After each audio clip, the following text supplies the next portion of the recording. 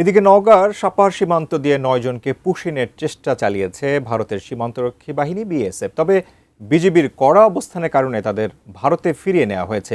এই বিষয়ে নওগাঁ থেকে বিস্তারিত জানিয়েছেন প্রতিনিধি রায়হান আলম। নওগাঁর সাপাহার উপজেলার আদাতলা সীমান্ত দিয়ে ২৪৪ নম্বর এমপি পিলার দিয়ে ৯ জন ব্যক্তিকে পুশিনের চেষ্টা করে ৯ জন ব্যক্তির মধ্যে ৩ জন শিশু, ৩ জন নারী এবং ৩ জন পুরুষকে কিন্তু বিজিবি টের পেয়ে তারা বাধার মুখে এবং স্থানীয় জনতার বাধার মুখে তারা বাংলাদেশে প্রবেশ করতে দেয়নি। দিনভর তারা ওই শূন্যরেখার ভারতের অভ্যন্তরে তারা অবস্থান করছিল।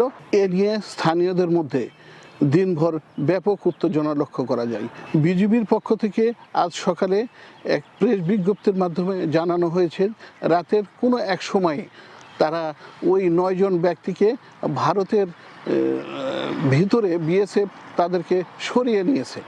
বিজিবির পক্ষ থেকে আরও জানানো হয়েছে যে সীমান্তবর্তী এলাকায় বিজিবির টহল জোরদার করেছেন, পাশাপাশি সাধারণ জনতাও তাদের সহযোগিতা করছেন।